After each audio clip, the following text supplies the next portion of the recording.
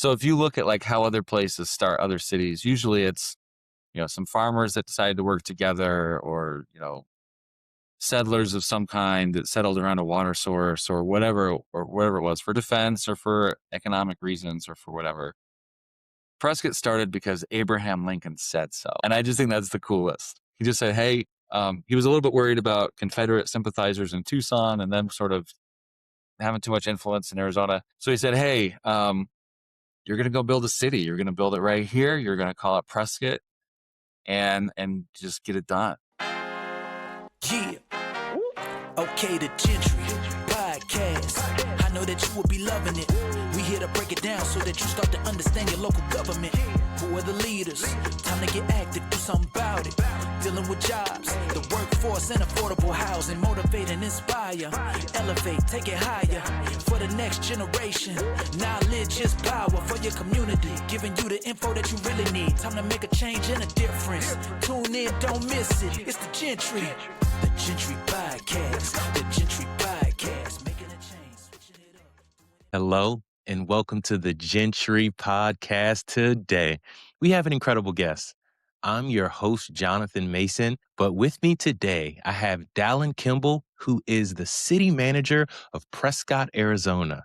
And this is going to be a great day because he brings such a worldly influence to the podcast. He's bounced around in childhood. He's worked locally and domestically, internationally even. So I'm super excited to have him here. Dallin, before I jump into your background, I never want to steal your thunder. How are you doing today?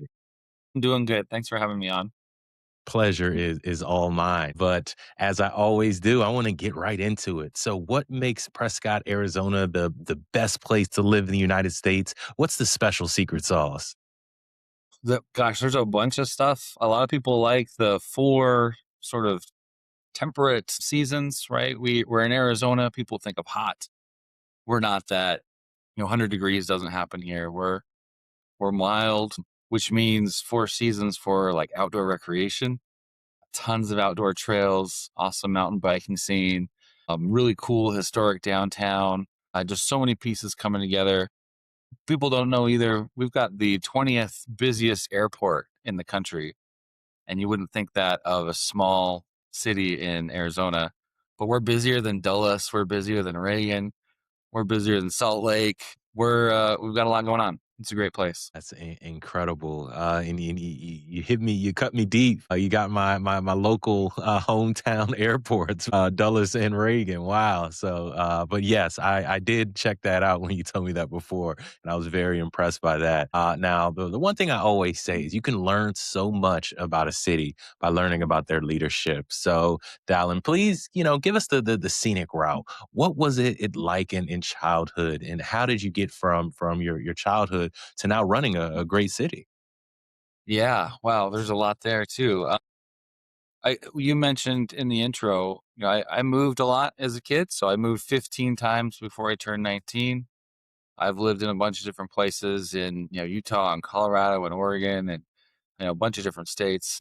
Even after then, I've not moved as often, but I've lived in, Alaska and Virginia and Germany, other places. And so I think that's one thing that's been sort of a hallmark, right? I've learned how to be the new guy. I've learned how to be the one that has to start the conversation. I've learned how to listen maybe a little bit better because I didn't know what everybody else knew. But so moved around a lot in childhood. I lived after I turned 19. I went on a church mission to Germany for 2 years.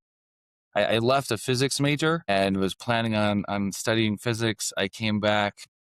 Part of that experience was a year in kind of the main office. So I worked a lot with the German government and was in an office environment, supporting the mission president, doing those kinds of things. And so that kind of changed my thinking, and I came back an economics major. In economics because I had no idea what I wanted to do. I just knew it wasn't physics anymore. And from economics, I knew I could go to business school or med school or law school. I knew I was going to go to some other education. And so I think it was my senior year of the econ program. One of my friends was an MPA student. He was telling me all about it. And I liked that. I loved my business classes. I struggled a little bit with profit motive. I didn't maybe care enough about that, and sometimes it was kind of turned off by that. But I love the principles, the marketing and the strategy and all that stuff. And so I was really drawn to this MPA program as my friend was talking about it. And that's all I knew. I applied to a bunch of schools, got into some, didn't get into others, ended up going to ASU. ASU assigned me to the urban management program. I don't remember specifying that. I think they just picked, like you're in the urban management program. All right, cool. So I thought I'd check it out. I kind of interesting. I'd been a little bit interested in politics. So thought I'd check it out, and I loved it. ASU program, which is currently number 1 in the country, proud of that. Half of my professors were current city managers, right? So all the big cities around the Phoenix metro, and they were coming in and they were telling stories, and it was so much fun. And I heard all these stories. One of the city managers, he was an Italian from Chicago, but he was, let me get this right. He was Mexican, but he was from Chicago.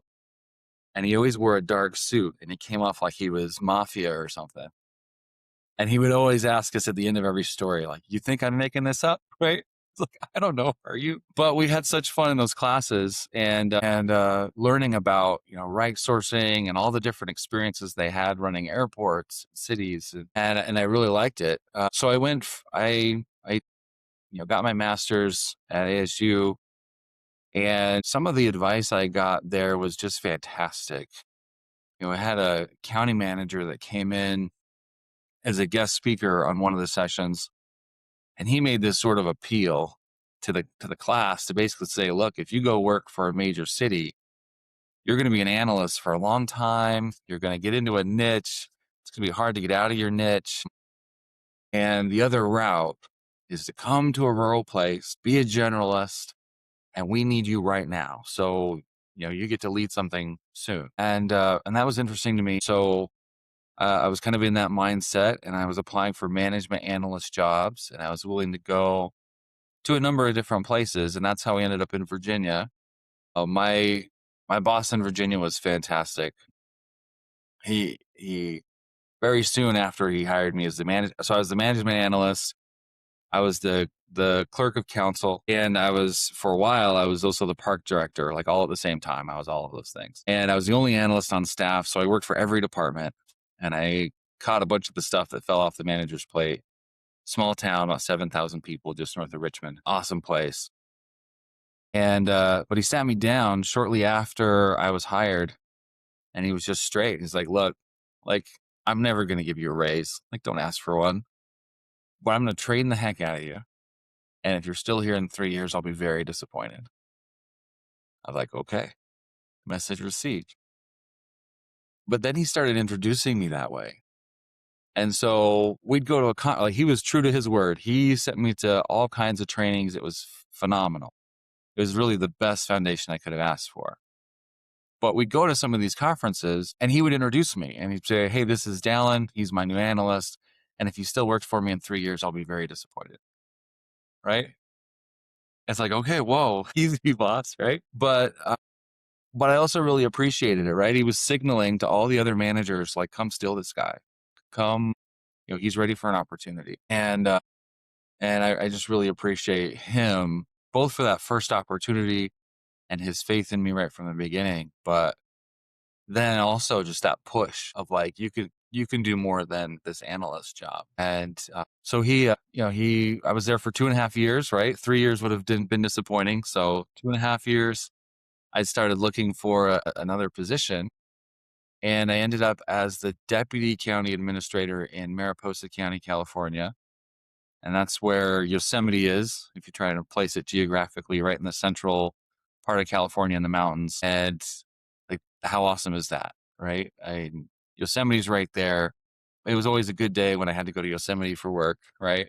And sometimes we were looking for reasons, and great. And I had been there, so if you're kind of following along, I've got 2.5 years of experience. I'm in this job for 6 months. I haven't led anything. I was the deputy manager. I hadn't led anything really. I hadn't done a budget process where I was like the main guy. I I hadn't done a whole lot at all. But 6 months in, the county administrator announced that she was retiring. I was like, okay, interesting. There's no way. There's no way I'm going to get this job or get that job. And I don't know that I'm obviously not ready for it. But I'm the deputy, so I'll put in for it and at least have the experience of going through the interview and talking with the board of supervisors and kind of, understanding better.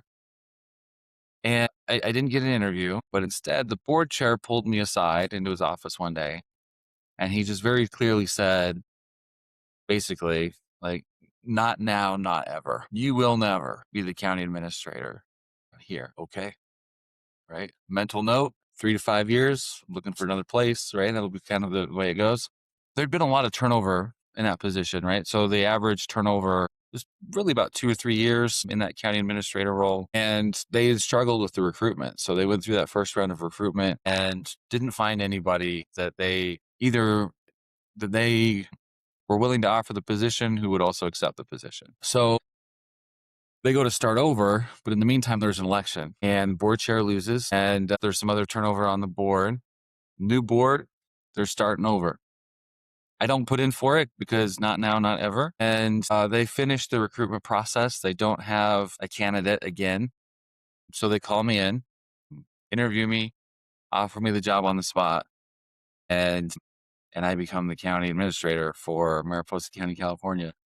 Way too early. I was like 31 and it was incredible. And I had such a steep learning curve and I was very aware of that.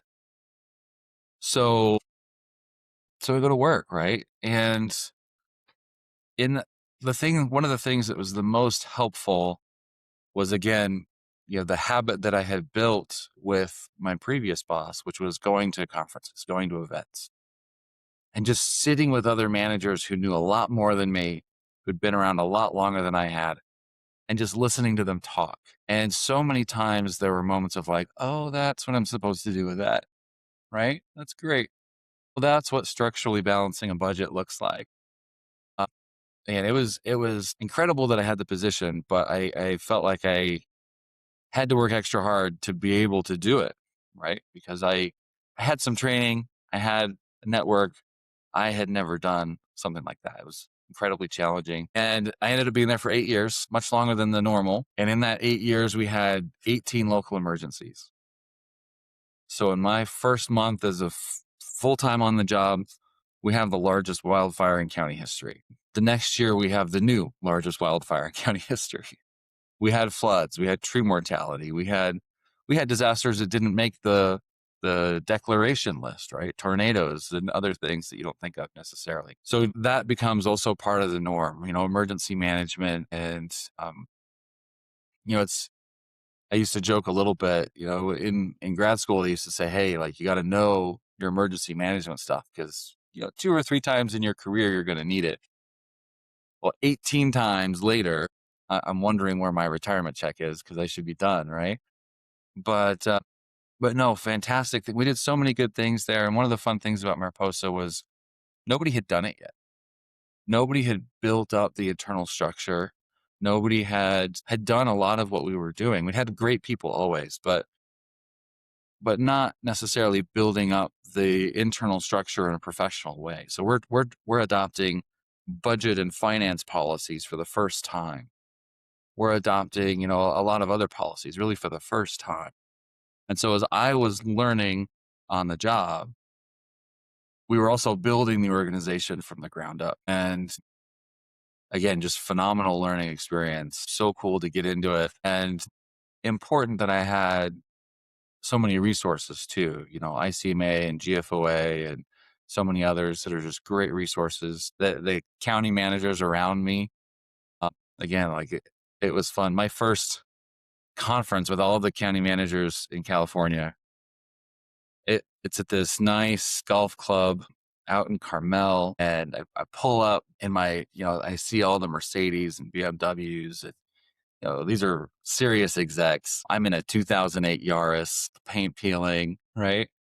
The difference is pretty notable right away. And, they're all much more mature than I am. They're all in their 50s and 60s. My first one, I was 31. I have 4 kids. You could tell looking at my car, right? So I felt that, but I should mention another person who I thought was so influential, and that was the county manager in San Diego.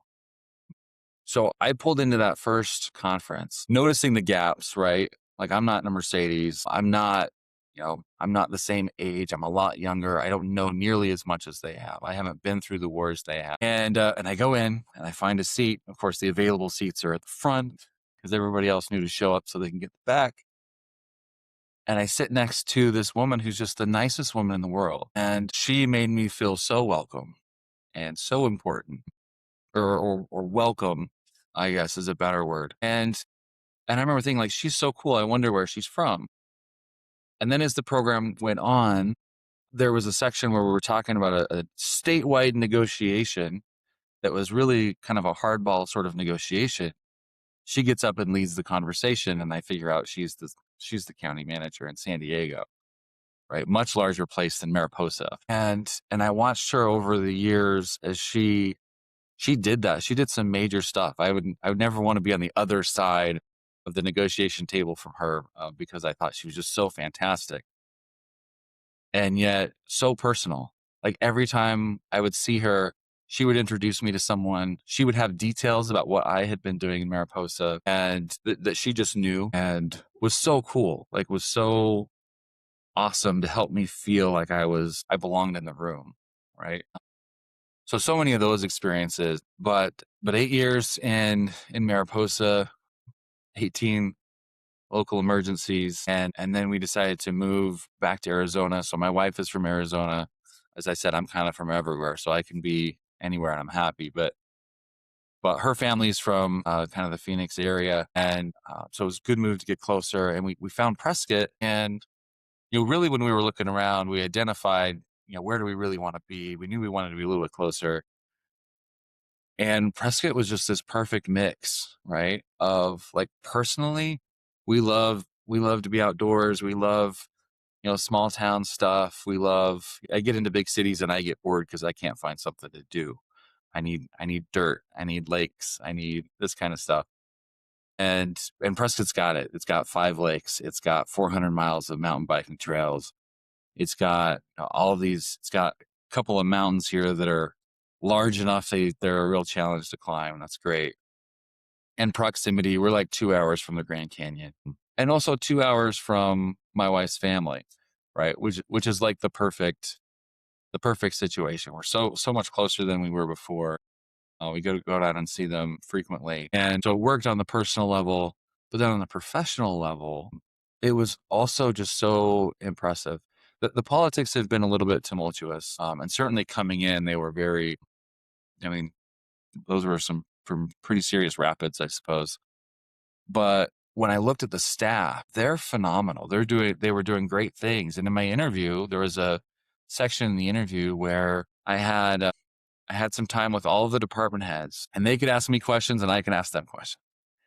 And great. So they're grilling me, and I'm throwing stuff back. And one of the questions I asked them was like, "So what keeps you up at night? Like, what are your big problems?" And it was the coolest thing because the rec services director said, "Hey, public safety is something we've really been working on lately." And then the police chief said, "Yes, but it's not all about public safety. We need to make sure quality of life is there too." And we would mention a program from another department. And they were all referring to each other's needs with genuine concern and interest. They were all aware of what was going on. And it was really clear it wasn't a siloed organization. It was a high performing organization where everybody was bought in on one team and on like doing what was best for the community, even if that wasn't necessarily what they wanted at a particular moment. And that was just so impressive to me. It's been more impressive as I've dug in, but that's ultimately how I got to Prescott. Was again the training, the cool experience in Virginia, 8 years in California where I really learned a lot and grew up as a local government employee, but also as an executive. I had to get there quick. And then coming to Prescott is just an awesome place to be. Wow, that is an amazing story of how you left, first, not even knowing exactly what you do, wanting to do. I started with physics and then understanding that municipal management was in the cards. But along the way, I heard a lot of things that I'd love to hear. It sounded like you had some very good mentors or champions. The person in Virginia who let you know that you got 3 years and then you got to go on to different pastures. And then somebody you met at a county managers meeting who took an interest and supported you and made you feel welcome in the room. That is also important. And I'm glad to hear that you've had that throughout your career and then you can continue to be that and when you got to Prescott, it sounded like you saw an organization that valued each other and was clued into the greater vision. So you can take all that you've been given and then pour into them. So I really love to hear that. Now I definitely want to shift gears and kind of get into the X's and O's rather. So what are the strategic priorities in Prescott right now? What are you guys focused on? And I did laugh because the final question I'll ask before we go on to later games is what keeps you up at night. So that's where that laugh came up. But before we get there, I'd love to know what are the strategic priorities. Yeah. So one of the things we've done is we've got a strategic plan now. That's a new thing for Prescott, one that we're actually following and implementing. Number one in the plan is public safety. And so in the last couple of years, we actually were successful with the ballot initiative to raise our sales tax a little bit to fund new facilities and new operational capacity for those. And that's moving well. Recruiting for police officers is hard anywhere. It's certainly true here, but excited to see some good progress on that. Number two is our economic development. And I think there's just huge potential there. We're just kind of shifting our focus there now. When I mentioned the airport, we've got 3 colleges, higher education institutions in the city. One of them is Embry-Riddle, which is a world-class aviation and aerospace university. And so we're really excited about the potential for aviation innovation, testing, research, those sorts of industries, advanced manufacturing, technology, and then a little bit with healthcare. And some of our bread and butter is retail, tourism kind of things. We need those to pay our bills, but our focus is on, if we can get jobs here, then people who, good jobs that pay people enough to live in Prescott, because it's a little bit more expensive, like a lot of the country has become, then people are going to go to the store, right? Stores are going to want to come, but we're going to focus on building the jobs. And then the remaining sort of focus areas are infrastructure. We've got a lot of work to do there. Certainly some of our natural resources and protecting those, and then good governance and making sure we're operating the way we need to operate. Wow, I love that. It sounds like you guys are really focused on living up to your potential. So starting with the strategic plan, being diligent on, and it sounds like really being diligent to stick to it and continue to follow it, which is very important. And then bringing in the jobs. It sounds like retail is a focus. But before you get there, you want to have good jobs so people can afford to live in Prescott and not have to commute an hour to get there. And then obviously infrastructure is so important. One thing that I didn't hear, but I'd love to kind of get a gauge on is housing across the nation. We're hearing things of a housing shortage to an affordability crisis. If and when people in Prescott say that there's a housing issues or housing troubles, what would that look like and what would they say? Yeah. I think they're saying it now. And again, it's like a lot of places, especially in the Western US, where prices in the last, really since COVID are up about 65%. And when you're talking about hundreds of thousands of dollars, right? Like, I wish I would have had the foresight to buy my house 5 years earlier because, I moved here in 24. And if I would have bought my house 5 years earlier, it would have been half the price. But dang it, didn't see that one. We hear it from a lot of our staff, from a lot of the just community at large. There's this barrier now where they can't afford to get into a house, any house in many situations. But I would say maybe this is unique to Prescott. Maybe it's just a different sort of perspective on it. I don't know that we have a housing supply problem. And I say that because as I look around the city, we've got a bunch of multifamily housing projects happening already, just market driven activity. Some of those market driven activities are intentionally adjusting their rents to allow for affordability.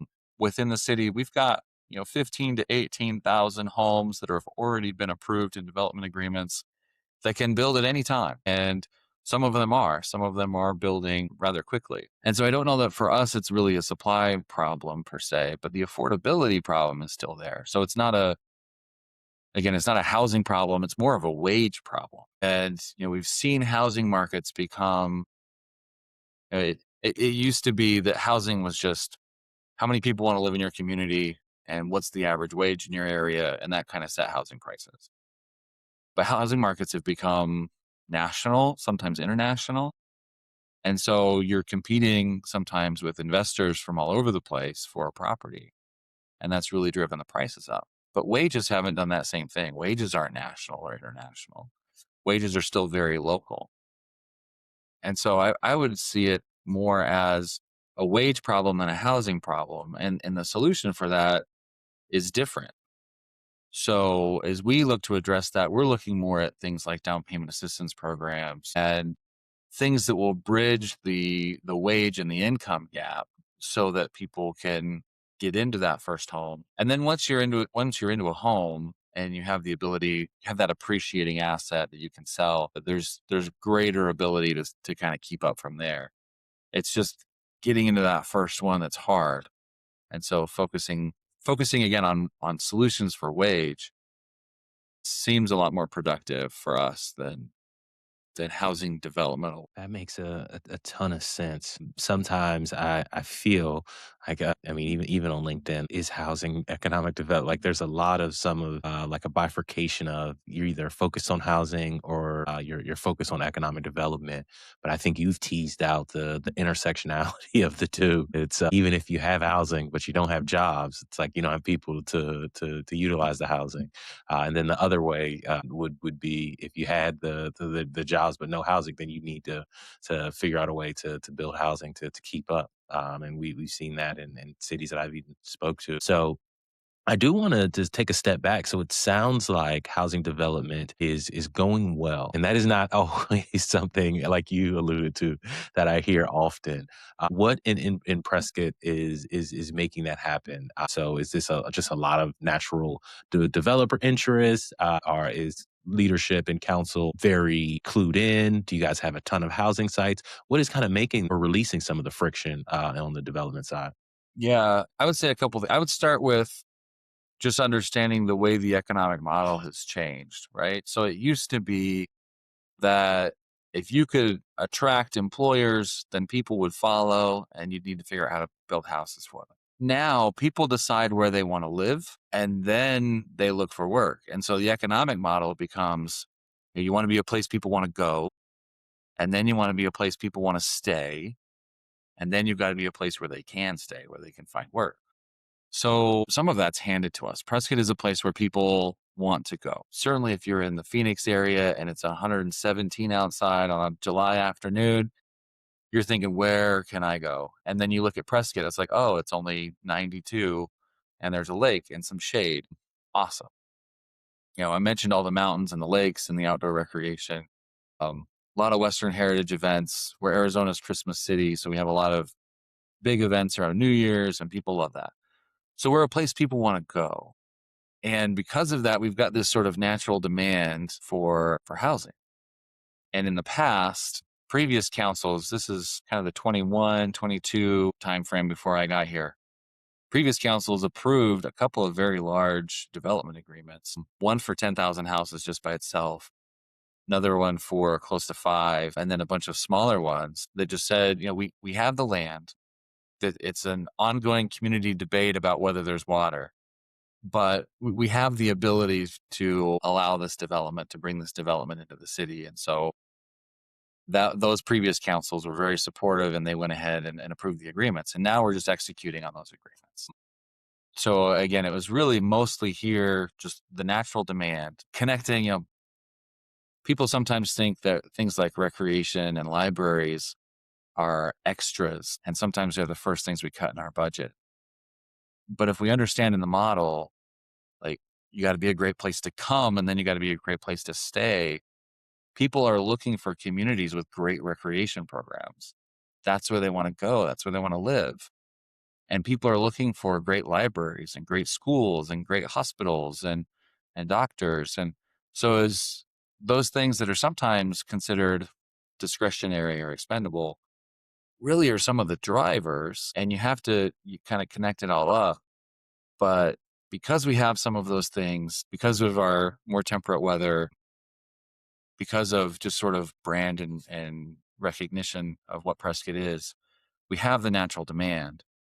All we really needed to do was say it's okay to go do it, and the developers have kind of picked up from there. Nice. Well, no, that definitely is very important, and it sounds like now the focus is more on the wage side, and it sounds like you guys are also putting in different things from down payment assistance to make that an issue, make that not an issue. Excuse me. Now, as I promised, you are about to be leaving the hot seat, but I do have one more question before we get into our last chance games. So, what is the one thing across the municipality that keeps you up at night? What is that one issue or challenge that you may be thinking about at 3 a.m.? Yeah. And so much of it's covered because we have such an awesome team. I think the hardest thing right now for me is just like the politics within the community. There's a lot of sort of pent up, I don't know, we get a lot of conspiracies. We get a lot of just evidence of lack of trust. We get a lot of accusations from the public. And it's an interesting contrast because when I'm looking at the services and I see how good they are, it doesn't necessarily line up with people who are really into the conspiracy theories and the all that kind of stuff. We've got different, sort of Facebook journalists who are trying to be more sensational than the other one, and saying all kinds of things and trying to stir the pot a little bit. And then sometimes that influences elected officials, and we've got to get back with what's the real data, that kind of stuff. But I think that's the hardest challenge, is just like the environment in the community where, for whatever reason, some people haven't maybe recovered from COVID. Some people have seen so many scandals in their lifetime that now everything's a scandal, or they're concerned about, the previous administration or the current administration at the federal level.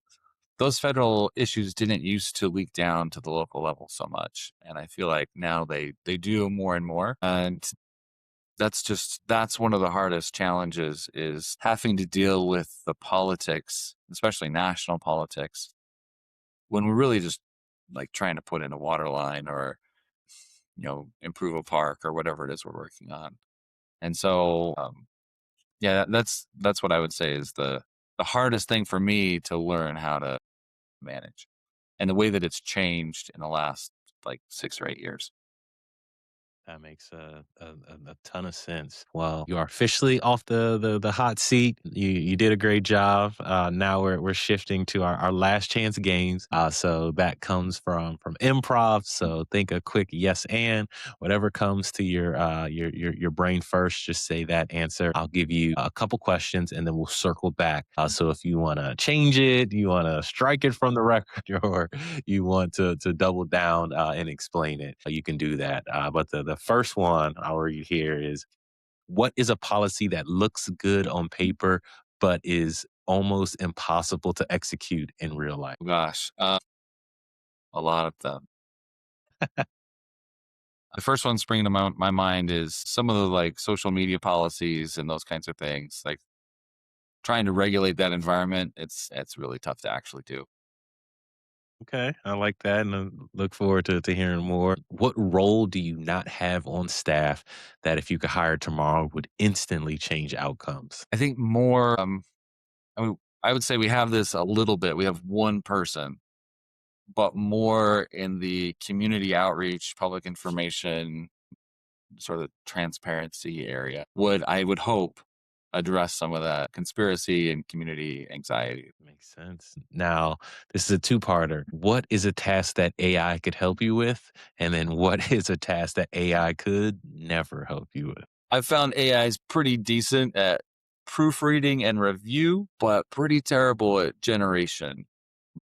So if I'm asked it to just come up with a presentation or come up with a letter or something, not so good. But here's what I wrote, make it better.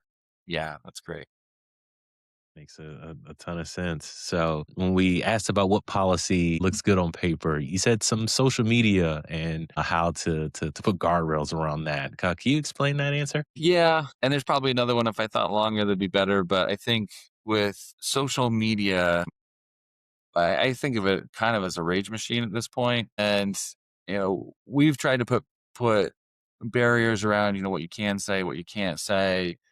We're going to have civil dialogue and that kind of stuff. And there's some things we can do to enforce it, but our experience has been that people are just going to say and do what they want. And if we don't allow some of that on our platforms, then they'll just find other platforms and do and say the same thing. So it's not that we're not trying to censor anything. It's just trying to figure out maybe the line between what's appropriate and not versus trying to have a positive conversation. A lot of people don't have positive things to say. So And then I guess kind of in line with that is what role would you hire? It sounds like a public information type officer or somebody to community outreach. Could you explain that one a little bit? yeah, last year we went from a halftime communications position to a full-time public engagement manager, and that's made a difference. But I think it's just scratching the surface because so many people either don't understand how cities work or don't understand what's really going on, or they don't hear it because we can't find the right channel to get to them, or there are so many, like, there's not one good way. It used to be if you were in the newspaper or you were on TV, most people knew about it. There's not like that thing anymore. Even social media, only about 40% of our population are on social media. And so just needing the capacity to get the message out because so many people either don't hear or don't understand what it is we're trying to say. I think that's just going to take more capacity and more concentrated effort. Makes a ton of sense. And hopefully that helps again with the conspiracies and the trust and the understanding, like we're actually doing some really good things, even though most of what you hear is the things that might be more controversial. Yeah, that's a tough one. Now the last one I thought was fairly self-explanatory. So AI is good at proofreading and improving, but not generating the initial thought. Does that sound about right? Yeah, maybe someday, but it's not quite there yet. I can get that. Now, going to our next couple, what is the hardest truth you wish residents understood about timelines and trade-offs? Yeah, I think the general understanding about service levels and where they come from, and people say all the time to run things like a business. They don't want us to run things like a business, right? The first thing we would do is raise prices and staff up so we can maintain service levels. Because local governments we err on the side of having fewer staff rather than more staff. And because of that, we take a lot of time to focus on just keeping the day-to-day moving. We don't have a ton of extra capacity for special projects. And so sometimes the things that are in the news are the special projects. And yeah, sometimes those get slowed down, but that is because we're focusing so heavily on maintaining the quality services that people are already getting. And there's not like dedicated staff for everything. Most staff have a couple of jobs they're trying to do. Makes a ton of sense. Yeah. And if you raise well, run it like a business, the fees would look a lot different. But what is the most common hidden development constraint? And I know you guys don't have a ton, but utilities, ownership, costs, or politics. For us, it's been politics. And a lot of that I think is tied also to identity. We have a couple of groups. There's people who've been in Prescott for generations, and they have one thought about how to do things. But especially in the post-COVID era and just before it, we also had a lot of people move in from other communities, right? And a lot from California, but a lot from other places too. And they love it, right? They love what Prescott is. They weren't here to see how it got to be what it is, but they love what it is and they want to save it. And so there's this tension, I think, between the kind of the older way of thinking, or the long-term resident way of thinking, where they've seen a lot of turnover, they've seen a lot of change, and the newer resident way of thinking, where they found this great thing and they want it to be what they found when they first came here. And both of them are right? Both of them have a very awesome, valid point of view, but it's that sort of tension that creates the politics that makes it hard sometimes to decide whether we're going to move forward with a project or not. And our councils have decided in both directions, right? In some situations, they've decided to allow new development, and in other situations, they've decided not to do the project that would be, more development centric. Makes a ton of sense and is a tough balance trying to I speak to somebody in Fort Collins, Colorado, and they were saying they've had similar just influx of people, and then they've had the balance of, okay, after I got to the place or immigrated to Fort Collins, that's what I want to shut off. Like now, I don't want to do any more development, or I want to keep it like this. But then she kind of teased out, okay, there are people who got here 5 years earlier than you, Yeah. 10 years earlier than you. And if they all thought the exact same way, you wouldn't be here. But it's like they do all have varying viewpoints and they come from a real place. But how do you balance that as a leader? So I respect you. I don't envy you having to do that.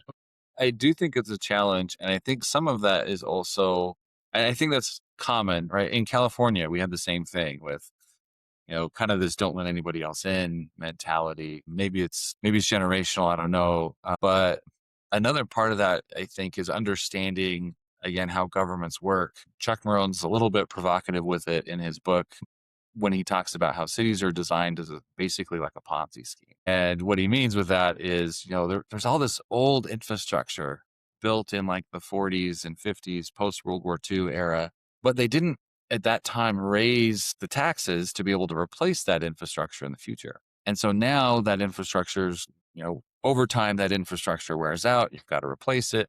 You've got no money to do that. And so you rely on the new development and growth to pay for the infrastructure needs in the older areas of the community. And as that sort of continues, you get hooked on, you got to have that new development so that you can pay for older infrastructure that needs to be replaced. And I don't think sometimes people understand that, that sort of idea of you got to close the door, you got to let nobody else can come in. Or sometimes we hear people say, all growth has to pay for growth.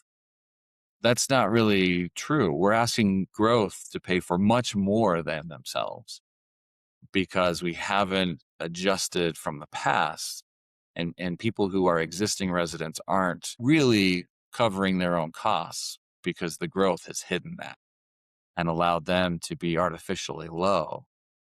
And that's another sort of tension, I think, is, people want to shut the door, but they don't understand that shutting the door means we're going to have to raise your tax rate a lot, right? There are consequences of that choice. And maybe that's still what they want, but we've got to make those sort of decisions in full view of the consequences of them, right? And most people just we're going to close the door and things are going to stay the same way. And that's just not real. Makes a ton of sense. My last question, and then we're gonna get to the part of this podcast where I get to give you some free money. But before that, so what is the biggest long term challenge that you can't address in a short term 2 year or 4 year election cycle? Yeah. Water supply. And interestingly, it's been very different in the different places that I've worked. But, Virginia, we're always trying to get rid of water. Constantly. Everything was permeable pavers and underwater retention basins and get it to the river as fast as you can. And in Arizona, we're not operating at safe yield. So there's a lot of communities, including Prescott, that are dependent on groundwater primarily. And we're using more water in a given year than we can recharge. And conservation's phenomenal, right? So we're pumping about the same amount today as we were 20, 30 years ago because people have learned how to conserve, even though the population has grown. But we're still short. I think it's something close to 20,000 acre feet a year that we're using more than we're able to put back in. And at some point, we're really going to need to figure that out. And we've got one additional source really identified that's not going to close the gap completely. there's a lot of work to be done across the state, I think across the West, around sustainable long-term water infrastructure and policy. Yeah, that is a big one, and I'll be honest. On the East Coast, I don't think we appreciate that as much. But I did get a chance to live in California, and when there was a there was like an extended drought, they were like, "Yeah, you can't use your water." At certain, I was just like, "Wait, what? That's a thing?" But yeah, now obviously doing what I do now, water comes up and speaking to people, and it's just so important. So I'm glad you teased that out. Now shifting to some free money. This is a three-parter, same question, just differing in degree. So if I gave you an additional $100,000, what would you add that to or use that for either a challenge or a role if I added that to the budget? And then if I added another $1 million to the budget, what challenge would you tackle? And then the last one is if I gave you unlimited money, unlimited staff, unlimited resources for an entire year, what would be the challenge that you would tackle? Yeah, that's a good thought exercise. I think $100,000, first thing that comes to my mind is police recruiting. And maybe that's even, I mean, it's not the full amount, but maybe two-thirds of the cost of a new police vehicle.